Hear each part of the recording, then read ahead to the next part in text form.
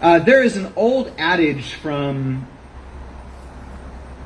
really popular culture, I would say. It's in the form of a rhetorical question when dealing with the topic of relationships. And it goes something like this. Would you rather be right or would you rather be happy?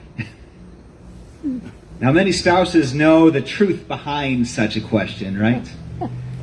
And I'd suggest that we can each learn such a lesson when dealing with all sorts of people and relationships these days, especially given our current climate. It reminded me of a wonderful play called Merry Wives of Windsor. Have any of you all maybe seen it or read it before? It's a Shakespeare play, and it tells the story of Sir John Falstaff, who tries to seduce two married women in order to gain access to their family riches. And how does he do it, you may ask? Well, he writes love letters to the women. In fact, he writes the same love letter to both of these women, as it turns out. That is quickly found out by the wives, Mistress Ford and Mistress Page, who punish Falstaff with comedic and mischievous antics for his inappropriate advances. Falstaff is not a wise character, far from it, and he is appropriately and humorously punished for his misdeeds throughout the remainder of the play. But there is another storyline that is just as important within Merry Wives, and that is the relationships of the husbands, Masters Ford and Page, with their loving spouses. While Master Page is portrayed as a trusting husband who never questions his wife's dedication or loyalty, Master Ford is so threatened by such an ordeal that he goes undercover with the alias of Brooke to find out if his wife will succumb to Falstaff's advances. Now, as it turns out, Brooke is also humorously humiliated, and Master Ford is forced to confess his insecurities and beg forgiveness from his faithful and loving, and most importantly, his wise wife. Now, this week we begin a sermon series on some of the more challenging parables of Jesus. And we know that with parables, or the teaching stories of Jesus, they are intentionally created to allow for interpretation when thinking about things. That being said, while there is room for some creative thinking, Jesus also is pretty clear about his ethics when it comes to the dealings of this world and the workings of the kingdom of heaven.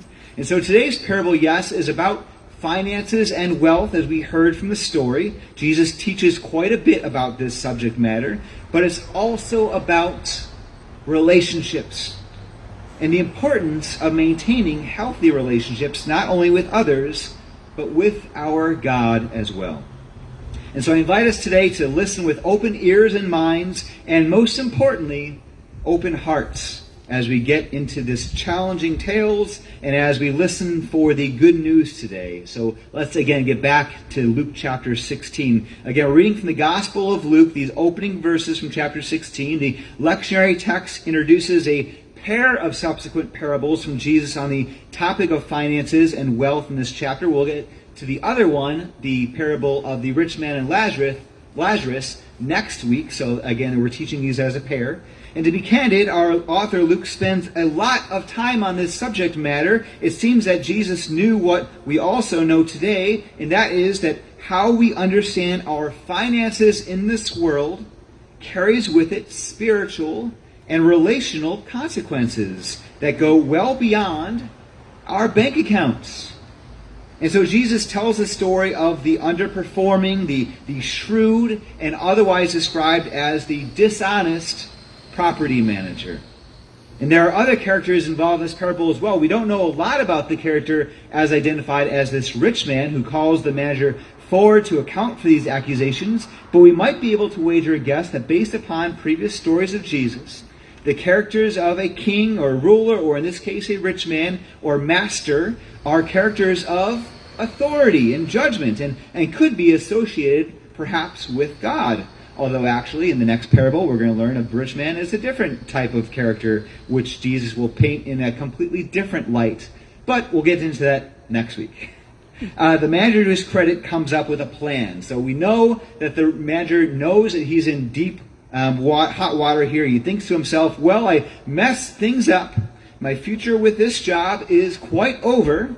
I better start making connections with others in town now before it's too late. And so he gives the customers in town a break on their debts, like a major break. Some scholars posit that perhaps the manager altruistically took out his own cut of the debt he owed when calculating a new fee. But others note that Jesus was, well, pretty clear when describing the manager as dishonest and not necessarily compassionate. And how does the particular story turn out? We may wonder, does the manager is held accountable with judgment and condemnation? Well, the dishonest manager is perhaps taken to task and punished for eternity? No! In fact, Jesus just says that the master actually commends the manager for acting shrewdly.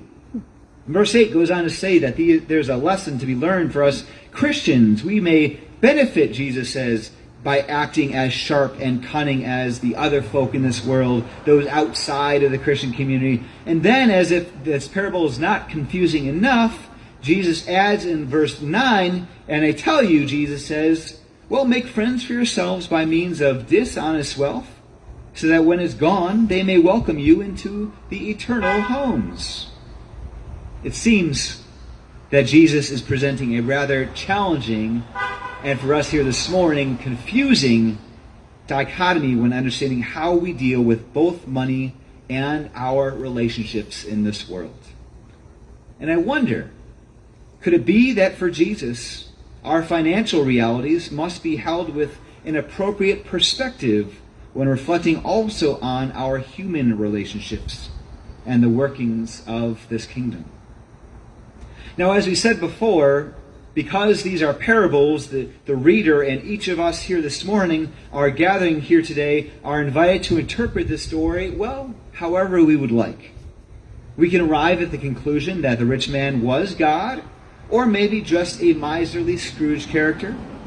We can believe that the property manager was dishonest, or we may see him as a prudent figure in his actions. And we can believe that the story ended the way it should have, or we can come up with a better fitting ending based on our own sense of justice and morality. However, no matter how we interpret the intricacies of the story, the larger lesson and ethics of Jesus remain, well, the same as found in verse 13, as he teaches these words that we may know as more familiar. No slave can serve two masters. For a slave will either hate one and love the other, or be devoted to the one and despise the other. You cannot serve both God and wealth. And so I wonder, friends, if our parable this morning is less perhaps about money and more about Jesus' warnings against money as a temptation to idolatry. Yes, it's important to understand the consequences and complications of wealth in this world, but perhaps more importantly, it's essential that we understand what comes first. As followers of Jesus, we must always be operating from a kingdom perspective. And God's kingdom will be with us far beyond any material wealth in this world that we navigate today. When I first realized that this would be the text we'd be reflecting on during our outdoor worship service, I thought, well, that's bad timing, isn't it? Isn't it inappropriate to be talking about money while we are outside having a good time, ready to eat some barbecue after worship? But the more I think about it, maybe this is the perfect setting to hear such a parable today. May this outdoor setting, as we are surrounded by God's natural provisions all around us, without the distractions of our daily conveniences and even our beautiful sanctuary. May this be a reminder of what's most important in this world. Friends, we worship a God who provides. We worship a God who calls us into relationship with others. We worship a God of abundance that will provide on this earth as well as throughout God's kingdom. Yes, how we use our finances in this world carries with it significant impacts and consequences. We'll continue with that thought further next week. But today's good news reminds us that God calls for us to keep our sights on the kingdom at all times. Let our daily financial dealings be what they are, but may we also be reminded that we are not defined by our bank accounts, or the houses we live in, or the job titles we hold. We are beloved children of a grace-filled God, who welcomes the prodigal home, who surprises the dishonest manager with affirmation, who calls us into a life-giving, eternal relationship that transcends the day-to-day perceived judgments of this world into a heavenly love. And I wonder, First Presbyterian, how we can live into this good news today and how we navigate our lives and relationships today. How might God be reminding that there are far more important transactions taking place than simply within our checking accounts? And how might this congregation live into the kingdom values that Jesus teaches us today, as confusing as they may be through these parables? Each and every day we have an opportunity to live our lives a witness to the kingdom. May today's worship, out here amongst God's grace-filled creation, remind us of such grace and love. And for this, each of us can give all thanks and praise. Hallelujah. Amen. Amen.